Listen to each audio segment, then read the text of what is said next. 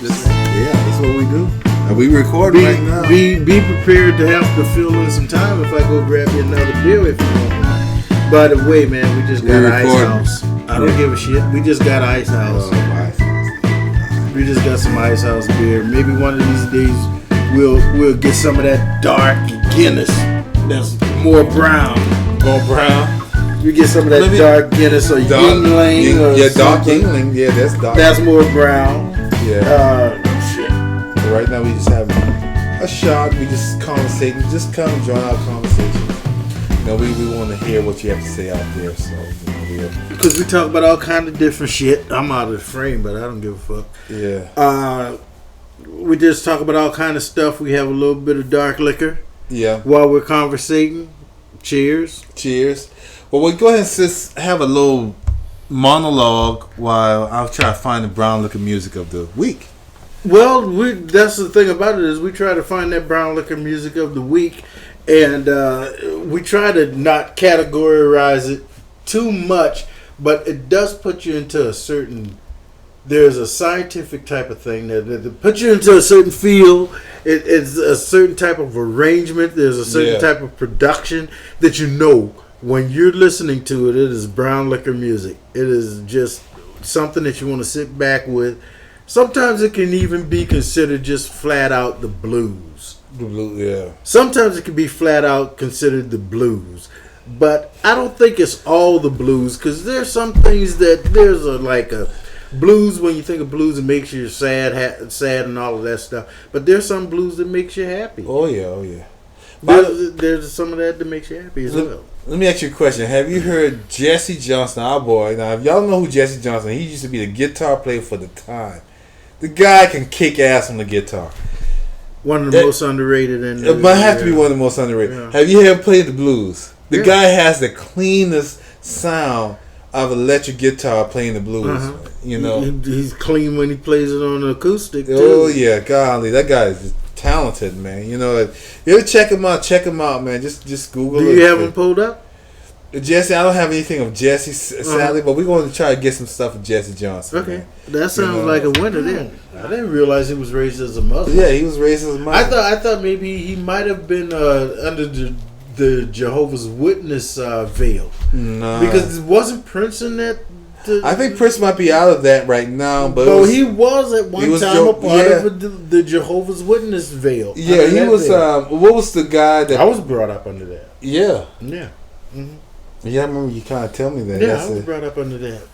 What was the guy? Larry Graham, his bass guitar player, converted him. I guess from what I read, helped convert him to Jehovah Witnesses. Yeah, Larry Graham too. Matter of fact, they went door to door in Iowa. Can you imagine? Little short guy with little heels walking, and Larry Graham. I don't know how they were dressed. They probably dressed in the same clothes they wear in concert. You know, coming to your door. Trying to tell you about Jehovah or Jesus. Jesus. How they pronounce Jesus? Did they Yeshua? No, they pronounced it Jesus. Yeah. No, they pronounced it Jesus. Jehovah's Witnesses just didn't think that he was a deity. Oh, they didn't think he was a deity? Oh, okay. Hell no. Well, you know, most early Christianity didn't think that Jesus was a deity. That was developed later on. Yeah.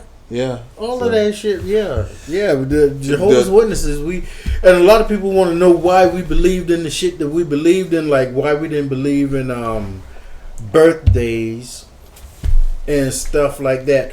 And now you have to understand, I was brought up in this when I was a little son of a bitch. Right. I was a little motherfucker. And just the layman's term of it as I was growing up, and I can get into the higher echelon of it if we were to want to go there, but right now it just seemed like just this conversation here, it was because every birthday in the Bible had to deal with death. There were two of them that were like John the Baptist, and I can't remember the other one. I would have to go back and read. Was it Pharaoh? I think it was it might have been the Pharaoh, but it was dealt with death and a birthday present because not Pharaoh, but Herod's wife wanted Jesus's head on a platter.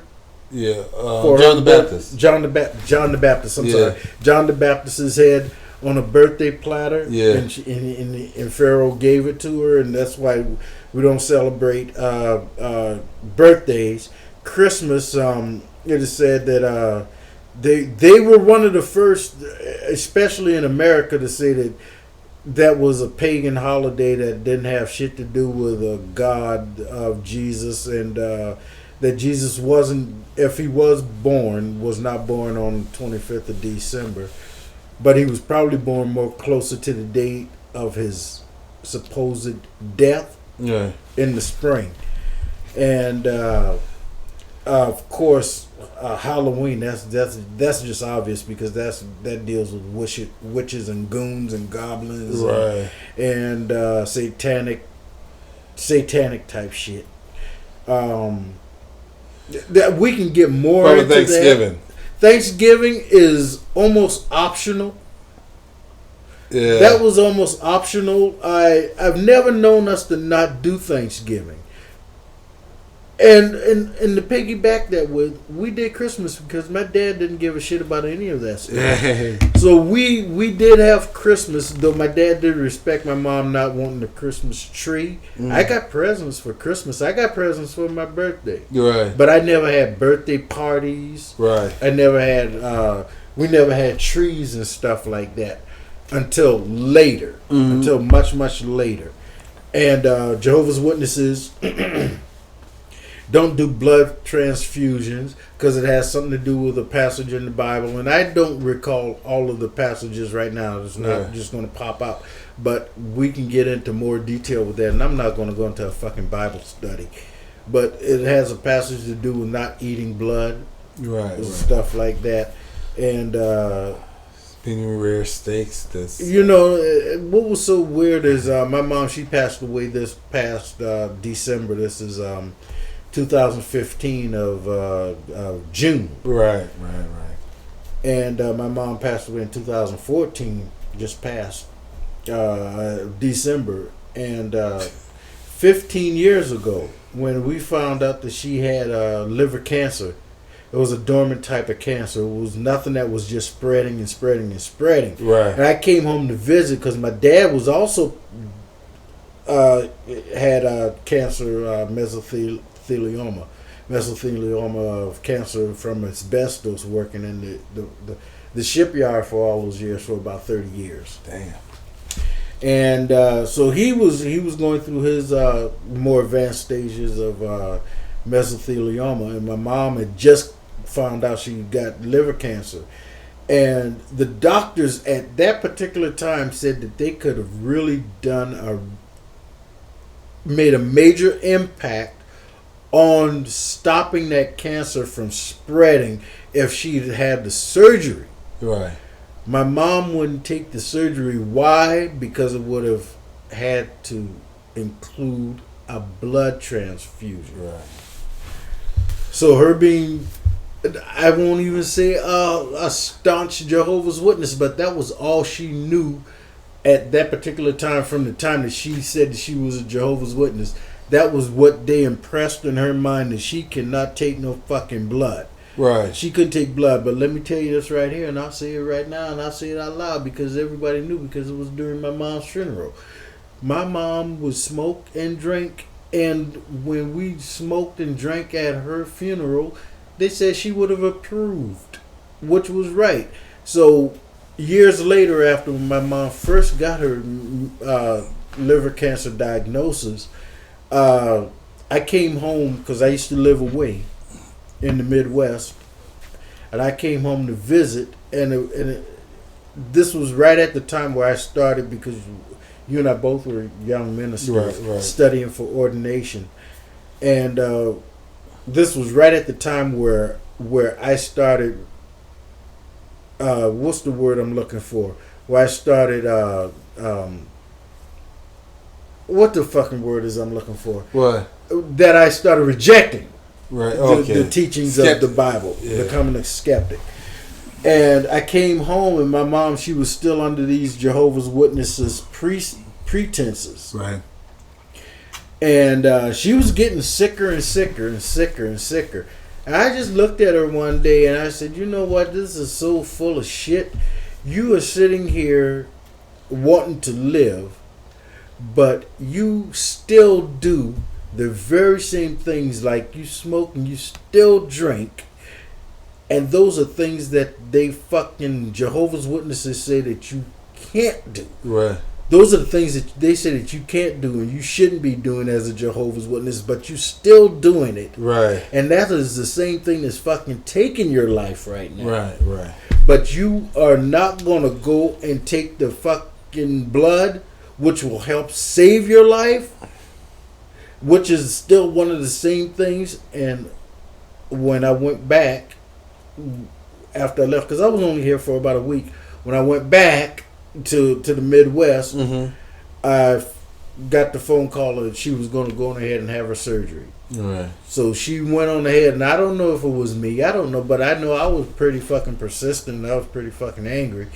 of the bullshit of the religiosity that she was still holding on to this one precept, or both of them. One said, you can't do this either, but you were still doing it. Right. And it was the thing that was just depleting your life. Right.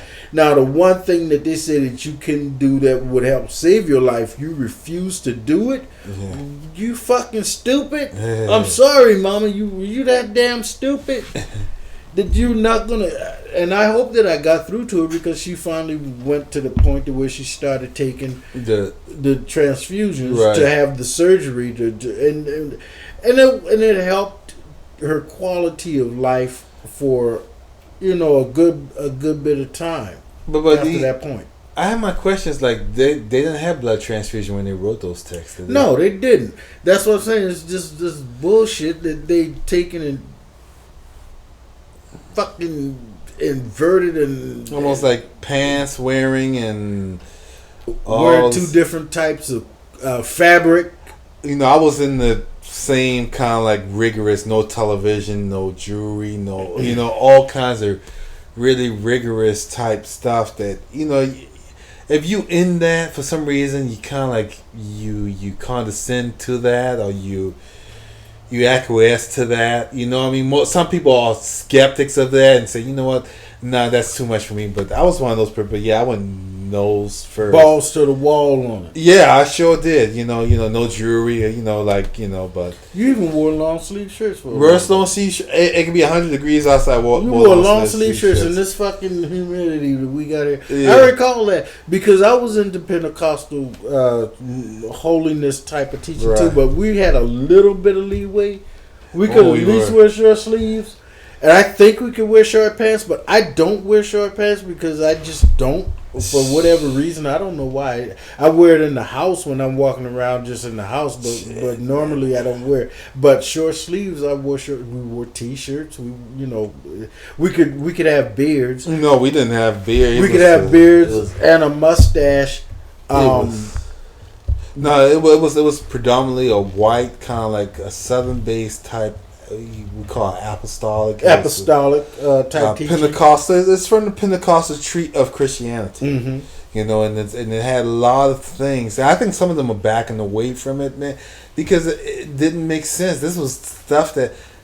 It's funny how people will hold on to things that's decades old or centuries old, and they just keep those things up because for some reason, no one questions anything. No one questions anything. It's what the hell does wearing a dress have to do with anything? Just like the sexuality. This human sexuality that is taboo, that is destructive to people now. Young girls, they get this sexual awareness now that's going on, and nobody's the guy them telling what's going on with their body, because basically you have this thing like this Puritan ideology, like, you're not supposed to think about it, you're never supposed to do it, you're never supposed to, only if you're married, and you have to find the person that you want to marry, which is slim to none, because these sects are so divisive that they only have a few followers. Only a few people that you could find someone that you're compatible with to have a relationship. I've seen people that got married to people that didn't even want to get married to, because you know what, I gotta have sex, because guess what, if I don't get married and I have sex, that'll be fornication. I go to hell. And you went to a church that that y'all believed in the same thing, right? Y'all believed in about that same degree of you have to find someone that you are yoked with. Yeah, yoked with, because But on top of that, they wouldn't let you interracial. Interracial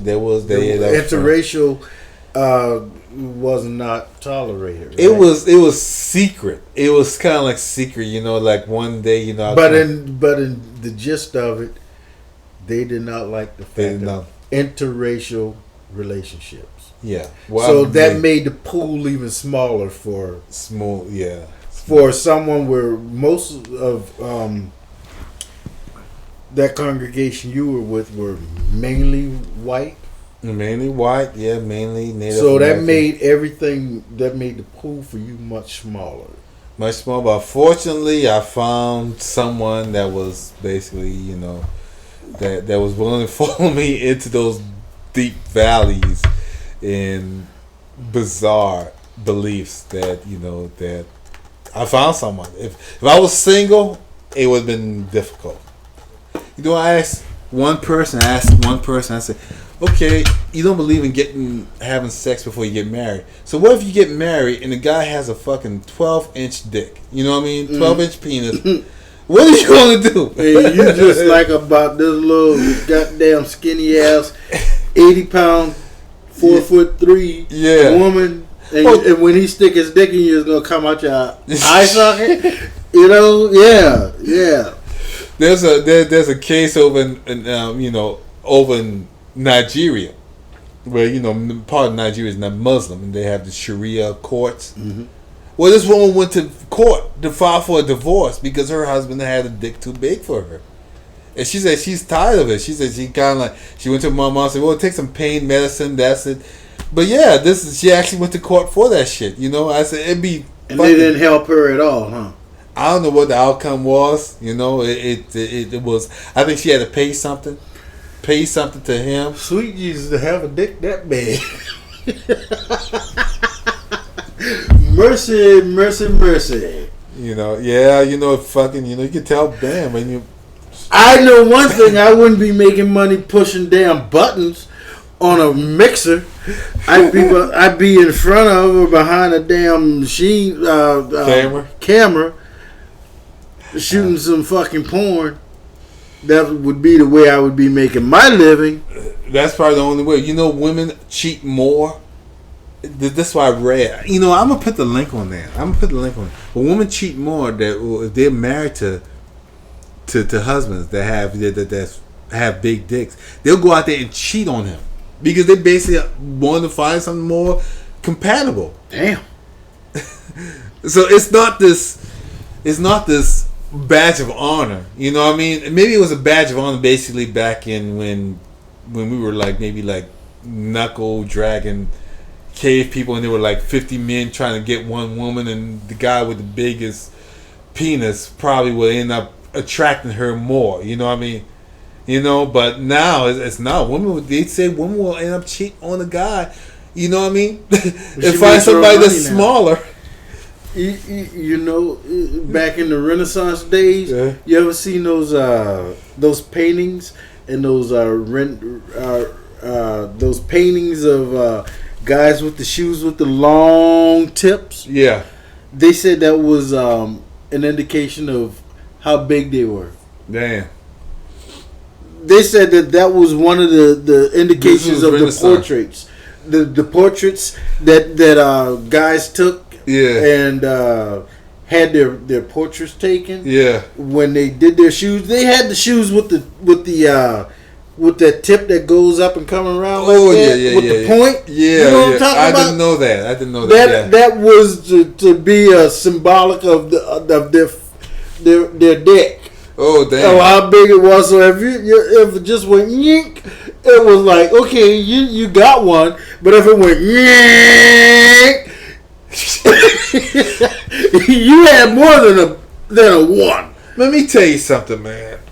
This shows how embarrassing we are with these damn taboos. That I tell you what, a podcast you have to listen to is Neil deGrasse Tyson, The Evolution of Love and Sex. Let me tell you what, that is one of the best podcasts. It puts everything into, how can I say it, straight. You know what I mean? All this thing about the true love. I want to find my true love. If I find my true love, no, if you find your true love, you're going to fall in love with about 3 or 4 different people in your lifetime. I've never ever thought that it was natural to be in love with somebody or to be with someone forever and ever. Amen. I don't think that's natural. That's a mythology that's been pressed. That's religious, and that comes from religion and legislation. Yeah, that's what that shit comes from, religion and legislation. That's what the hell that comes from. And I'll ask anybody who kind of believe in this thing, like it was ordained, God ordained minimal. Did God ordain sex first, or did he ordain? What took place first, sex or marriage? I'll play devil's advocate. Right. Marriage came first because it's flesh of my flesh. Although there are 2 different ways that man and that woman was created in Genesis. I will play devil's advocates. I would play devil's advocate and say that marriage was first. Marriage was first. Yeah, but you use the only Genesis. You only use that. Let's say, for instance, what we know now. That's why I'm playing devil's advocate. I see. That's why I'm playing devil's advocate. Right. But you know that they say, and we could probably find the links. I know that they're there because I'm not just talking out my ass. That they say that even some of the biggest primates, like the gorillas, have the smallest penis. Yeah. Because there's no competition. They said men, as far as humans, you out of the frame a little bit. Oh shit! I'm going to be out of the frame a little bit because I'm smoking my cigarette. Right. I might go out of the frame, but I think I'm still on the voice. But because this could be a podcast too. Yeah. Because this can be broken into a podcast, and you wouldn't see what the fuck I'm. Let me see if I can do something to make this work better. Can we just twist it? Yeah. I'm here. Yeah. Okay, so I can be a little bit more into it. Are you still in it too? Yeah, I'm still. We all still into the light. Well, hell, here we go. Yeah, but no, they say the competition. They say men, as far as humans, have the largest penis as far as among the primates. The thing about it was so funny is damn elephants. Have you ever seen an elephant show where the fucking bull elephant goes after? That shit should be kind of X-rated, man. Kids should not be able to watch. Ain't no shit. Because that motherfucker look like another trunk, man. It'd be like, the trunk be straight like this right here. The dick be going. The dick be going like this, and the trunk be hard like a fucking regular dick. Yeah, you better believe it. It was so funny, man. When I saw it was like the elephant finally was able to mate with the female elephant. And then you see these other elephants was helping out, like kind of like keeping them up, you know what I mean? Kind of like coming in as a brace or whatever. I said, what in the world is this? Nature is funny, man. What I'm trying to say is sex is in the foreground of nature. And we trying to put it, like with our religiosity in our, I would say, male ego, try to put it in the background. Like, we try to legislate it. We try to criminalize sex, as far as, like maybe when Mrs. Jones wanted to go out there and meet somebody else. Remember that song, Mrs. Jones? Me, Mrs. Jones. Is that brown liquor music? That's brown liquor. That's brown liquor music. That's brown liquor right there. That's our brown liquor music for the week, right there. Me and Mrs. Jones. That's brown liquor music right there, buddy. Yeah, that guy sung his ass off on that song there, man. He sung his ass. He felt that song, man. They got another brown liquor song for If Loving You is wrong, I Don't Want to Be Right. Is that brown liquor music? That next week that'll be our brown liquor music for that there. I'm trying to think of the damn dude who sung Me and Mrs. Jones. I want to say Major Harris, but I know it's not somebody. Paul. It's not Major Harris, but it's Paul. I apologize for that. Let me look on something other Paul. Paul is his last name. Yeah. We will find out. That song was. I remember just listening to that song. I said, "Damn, you listen to that stuff." It seems so innocent. It seemed like it could happen. You know what I mean? It has been happening. Has been happening. You're right about that. This is nothing new. Damn. But the way he sung that thing, I think that guy was feeling something that was about that. That had to be personal with him, man. Yeah. You know who he's a best friend with? Who's that? The guy who played Lamont on Sanford and Son.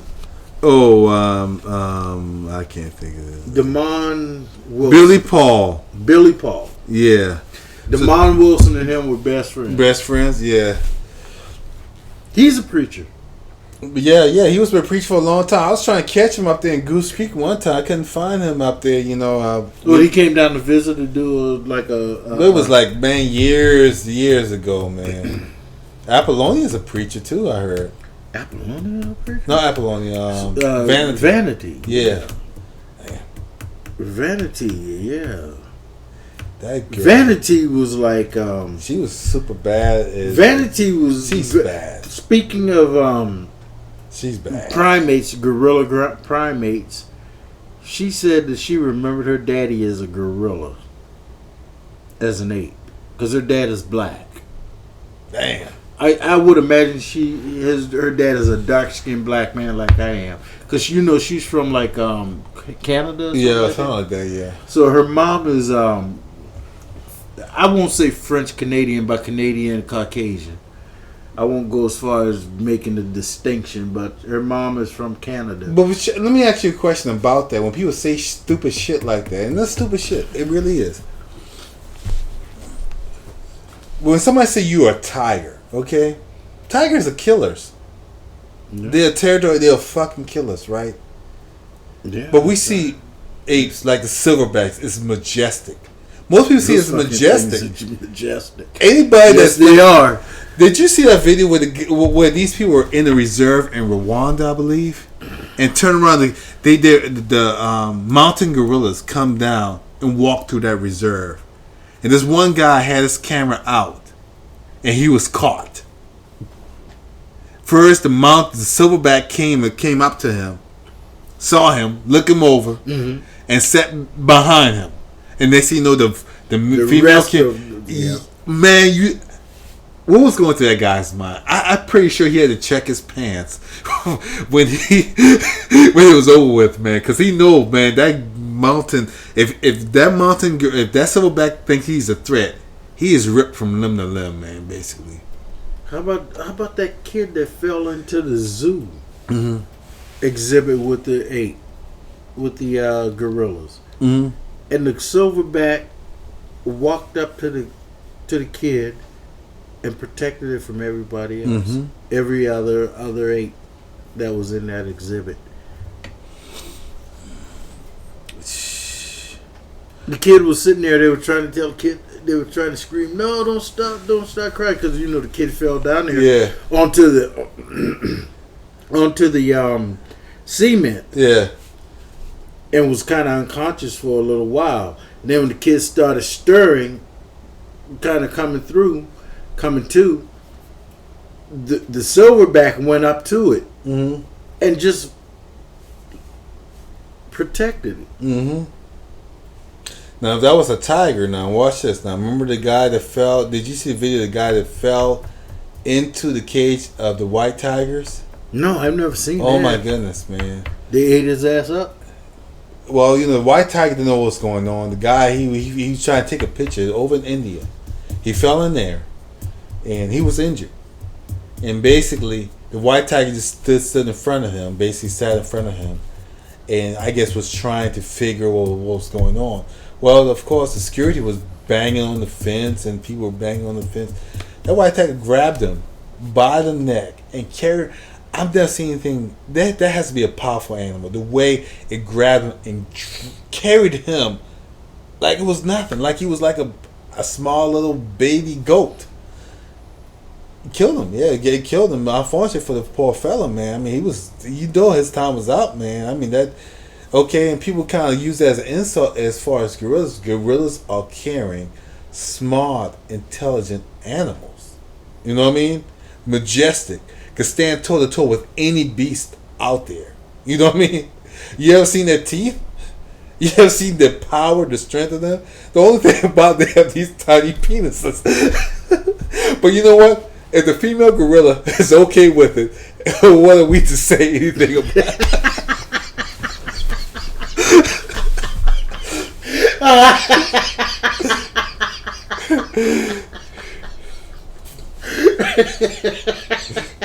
Unless I'm talking about the bonobo, we call it the bonobo apes, man. Those the bonobo, the freaky ones that they would eat like the Bigfoot.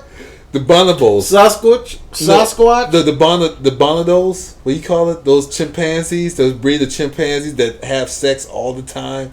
Bonobos. Bonobos, yeah. Bonobos, yeah. Leave it to me to screw it up. Huh? I said leave it to me to screw it up. No, the bonobos. I thought you were talking about like abominable snowman, like Sasquatch or fucking Bigfoot or whatever. That's what I thought you were talking about. I heard they won't even put those things in American zoos, man, because they have bonobos. Sex. Yeah, they have sex like people. So much. They have sex like people, man. Missionary like positions.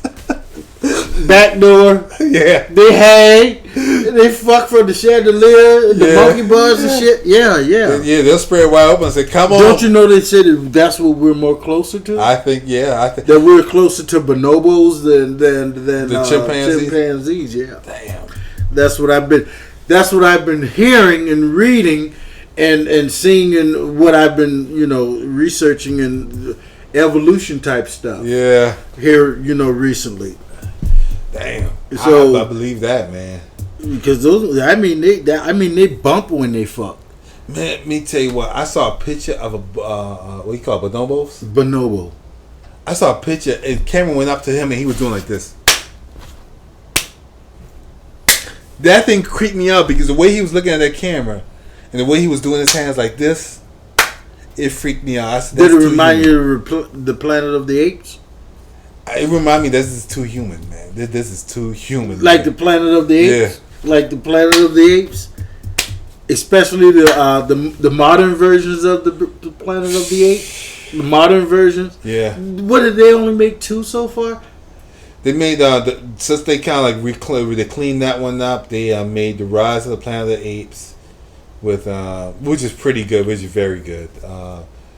Where the apes basically kind of like fight the humans and stuff like that. I haven't seen that one. You haven't seen that one? That's a good one. I haven't seen that one. That one has. What's your boy name? The British actor that's so damn good that plays. Golly. I can never get his name. He played Commissioner Gordon in the Batman trilogy. I know who you're talking about. Yeah. I do know who you're talking about. Oh, because he played in The Professional. He played in Air Force One, the Russian. Right, and as soon as you see his name, I'm going to say, yeah, that's the motherfucker. And if you gave me multiple choice, I could pick him out. Yeah, I'm about to find out. I'm gonna cheat a little bit. Commissioner Gordon, yeah. Shit. Yeah. Oh golly, who plays golly?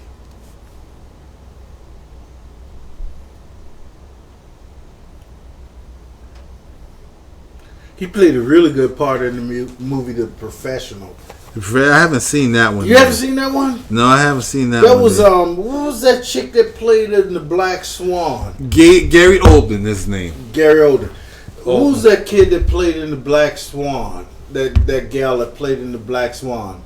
She played in The Professional. It also has a second name. I think the second name is the name of it for its foreign release. Yeah. But the American release, it was called The Professional. And she played in it with this very famous French actor. Right. And Gary Oldman. Yeah, and that was an awesome movie. That was an awesome movie. Yo. Yeah, 34 minutes. Okay, we coming down to the point where we need to just go on ahead and just give ourselves a decent hello and goodbye. Yeah. Yeah, because we're I don't know, some of this stuff might be edited. Yeah. But we like to keep it raw because this is, as we see, is brown liquor conversation. Yeah. And it's really, we're sitting here talking like we do it on the porch like we used to do it. Yeah. It'd just be that we would just start talking shit. And if you're somebody who wants to join in to talk a little shit via, comment or whatever, this is what it would be like if you as yourself would have been here as a third person, or if you would have seen yourself as a fourth person or fifth. Yeah. You would just join in and just say what you experienced in your life and what you feel is what you feel. But right now we're going to sign off. This is Pete and Nez. We're going to just sign off for this particular episode, and then look forward to talking to you all later. Yeah. Don't forget to subscribe. Yes, right. Yeah. Cheers. All right.